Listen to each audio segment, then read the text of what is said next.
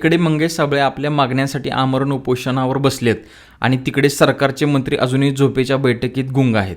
किती विचित्र चित्र आहे आपल्या महाराष्ट्रामध्ये. जो व्यक्ती लोकांचा आवाज उठवतो तो रुग्णालयात सलाईनवर आहे आणि ज्यांच्याकडे सत्ता आहे ती सेल्फीवर आहेत. सरकार म्हणते आम्ही संवादासाठी तयार आहोत, पण कुठे दिसतंय का? कुठे नाही. तेवढंच की त्यांचा संवाद फक्त कॅमेऱ्यासमोर सुरू असतो दाखवायला. आज एक माणूस स्वतःचा जीव पणाला लावून गेले 5 ते 7 दिवस उपाशी आहे आणि इकडे सरकार त्याकडे फाईल प्रक्रियेत आहे असं थंड उत्तर देत आहे.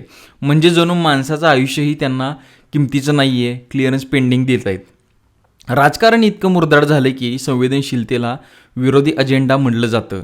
अरे मंगेश साबळे उपोषण करतोय कारण त्याला प्रसिद्धी नको आहे, त्याला न्याय हवा आहे, शेतकऱ्यांसाठी न्याय मागतोय तो. सरकारला त्या न्यायापेक्षा जास्त काळजी इमेज डॅमेज कंट्रोलची आहे. तुम्ही सेलिब्रिटींना 2 दिवसाआड भेटता, तुम्ही सेलिब्रिटींच्या मागण्या मान्य करता, तुम्ही सेलिब्रिटींना ऑफिसमध्ये भेटता, पण एक माणूस मंगेश साबळेसारखा न्याय मागतोय तर तुम्ही त्याला भेटायला तयार नाही. कुठे आहे महाराष्ट्र? सुसंस्कृत महाराष्ट्र म्हणतो ना, तो कुठे आहे आपला महाराष्ट्र? नाही आहे. लवकरात लवकर लक्ष द्या, नाहीतर एखाद्याचा जीव जाईल आणि जीव गेल्यावरती सरकार पूर्णपणे हादरून जाईल.